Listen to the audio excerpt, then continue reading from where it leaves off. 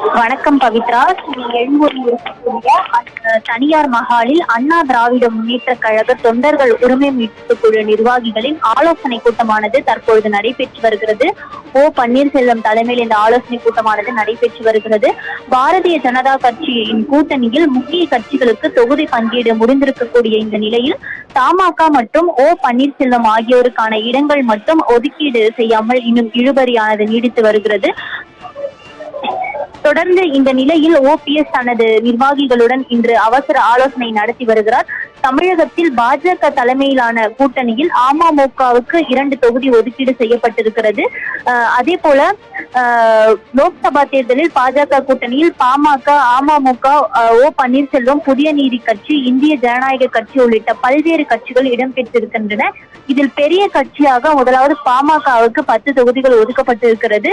ஆனால் எந்த இடங்கள் என்பது இன்னும் முடிவாகவில்லை. தற்பொழுது கூட்டணி கட்சி தலைவர்களுடன் பாஜக மாநில தலைவர் அண்ணாமலை, அதே போல மத்திய அமைச்சர் கிஷன் ரெட்டி, எல் முருகன், மேலிட பொறுப்பாளர் அரவிந்த் மேனன் உள்ளிட்டோர் ஆலோசனை கூட்டத்தை கமலாலயத்தில் நடத்தி வருகின்றனர். இந்த நிலையில் இதுவரை பாஜகவுடன் கூட்டணியில் இருக்கக்கூடிய கட்சிகளுடன் நடந்த பேச்சுவார்த்தையில் புதிய நீதி கட்சிக்கு வேலூர் தொகுதி ஒதுக்கீடு செய்யப்பட்டுள்ளது. அமமுகவுக்கு 2 தொகுதிகள் ஒதுக்கீடு செய்யப்பட்டுள்ளது. இந்திய மக்கள் கல்வி முன்னேற்ற கழக தலைவர் தேவநாதன் யாதவ், அதே போல தமிழக முன்னேற்ற கழக தலைவர் ஜான் பாண்டியன் ஆகியோருக்கு தலா 1 தொகுதி ஒதுக்கீடு செய்யப்பட்டிருக்கிறது. அதே போல ஐஜேகேவுக்கும் 1 தொகுதியானது ஒதுக்கீடு செய்யப்பட்டிருக்கிறது. இந்த நிலையில் தமிழ் மாநில காங்கிரசுக்கும் பன்னீர்செல்வத்திற்கும் 1 தொகுதி ஒதுக்கீடு செய்வதில் இழுபறியானது நீடித்து வருகிறது. இதே போல் முன்னாள் முதலமைச்சர் பன்னீர்செல்வம் பாரதிய ஜனதா தேர்தல் பணிக்குழு தலைவர்களுடன் பேச்சுவார்த்தை நடத்தினார். இதில் வைத்திலிங்கம், மனோஜ் பாண்டியன் உள்ளிட்ட பலர் பங்கேற்றிருந்தனர். ஓபிஎஸ் தரப்பில் அன்று நடைபெற்ற பேச்சுவார்த்தையில் 3 தொகுதிகள் கேட்கப்பட்டதாக தெரிகிறது. ஆனால் பாஜக தலைமையோ ஓபிஎஸ்க்கு 1 தொகுதி மட்டுமே வழங்கப்படும் என தெரிவித்திருப்பதாகவும், அதுவும் தாமரை சின்னத்தில் மட்டுமே போட்டியிட வேண்டும் என அறிவுறுத்தி கூறியிருப்பதாகவும் தெரிய வருகிறது. இந்த நிலையில் இரட்டை இலை சின்னம், கொடி, லெட்டர் பேட் ஆகியவற்றை பயன்படுத்த பன்னீர்செல்வத்திற்கு உயர்நீதிமன்றமானது நிரந்தர தடை விதித்திருக்கிறது. ஆலோசனை கூட்டம் நடத்தப்பட்டு தொகுதி பங்கீடு, போட்டியிடும் சின்னம் தொடர்பாக அறிவிக்கப்படும் என பன்னீர்செல்வம் தெரிவித்திருந்தார். அதன் அடிப்படையில் இன்று பண்டோட்டி ராமச்சந்திரன் தலைமையில் ஆலோசனை கூட்டமானது நடைபெறும் என நேற்றைய தினம் அறிவிக்கப்பட்டிருந்தது. அதன் அடிப்படையில் தற்பொழுது ஆலோசனை கூட்டமானது நடைபெற்று வருகிறது. எத்தனை தொகுதிகளில் போட்டியிடுவது என்பதையும், எந்தெந்த தொகுதிகளில் போட்டியிடுவது என்பதையும், யார் வேட்பாளர் என்பதை தீர்மானிக்கும் முழு அதிகாரத்தையும் இந்த கூட்டத்தின் வாயிலாக பன்னீர்செல்வத்திற்கு வழங்கி தீர்மானமானது நிறைவேற்றப்பட்டிருந்தது. மேலும் பாஜகவுடனான கூட்டணியில் எந்த தொகுதியில் போட்டியிடுவது, வேட்பாளர், போட்டியிடும் சின்னம் குறித்து மாவட்ட வாரியாக தனித்தனியே மாவட்ட செயலாளர்கள், நிர்வாகிகளிடம் பன்னீர்செல்வம் கருத்துக்களை கேட்டு வருகிறார்.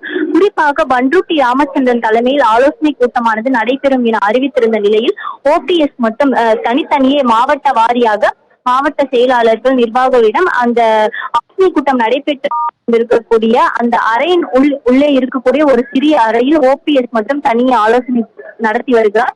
ஆலோசனை கூட்டத்தில் அண்ணா திராவிட முன்னேற்ற கழக தொண்டர்கள், உரிமை மீட்பு குழு நிர்வாகிகள் குறைந்த அளவிலேயே இன்று பங்கேற்றிருக்கின்றனர். மேலும் சில முக்கிய நிர்வாகிகள் இன்றைய ஆலோசனை கூட்டத்தில் பங்கேற்கவில்லை. வருகிற ஏப்ரல் 19ஆம் தேதி நாடாளுமன்ற தேர்தலானது நடைபெறக்கூடிய நிலையில் அனைத்து கட்சிகளும் தொகுதி பங்கீடு, போட்டியிடும் தொகுதி என தேர்தலுக்கான அனைத்து இறுதி கட்ட பணிகளையும் நிறைவு செய்துள்ள நிலையில் பாஜக கூட்டணியில் இருக்கக்கூடிய பன்னீர்செல்வத்திற்கு 3 கட்ட பேச்சுவார்த்தை நடைபெற்றும் இன்னும் தொகுதி பங்கீடு இறுதியாகாமல் இழுபறி நீடித்து வருகிறது. ஒரு புறம் சின்னத்திற்கு நிரந்தர தடை விதித்து உயர்நீதிமன்றம் தீர்ப்பு வழங்கியிருக்கிறது. இந்த நிலையில் எத்தனை தொகுதி கேட்பது, எந்த தொகுதியில் போட்டியிடுவது, எந்த சின்னத்தில் போட்டியிடுவது என்பது ஓபிஎஸ் இடையே பெரும் குழப்பத்தை ஏற்படுத்தியிருக்கக்கூடிய நிலையில் இந்த ஒரு நிலையானது தொண்டர்களிடையே பெரும் அதிருப்தியை ஏற்படுத்தி இருப்பதாக தெரிய வருகிறது. இந்த நிலையில் தற்பொழுது மாவட்ட வாரியாக பன்னீர்செல்வம் தனது நிர்வாகிகளிடம் ஆலோசனைகள் நடத்தி வருகிறார். அவர்களது கருத்துக்களை கேட்டு வருகிறார். இந்த கருத்து கேட்பு முடிந்ததற்கு பின்னர் எத்தனை தொகுதிகளை பாஜகவிடம் பன்னீர்செல்வம் கேட்கிறார், எந்த தொகுதியை கேட்கிறார், மேலும் யார் வேட்பாளர் என்பது குறித்ததான பல தகவல்கள் தெரிய வரும். பவித்ரா.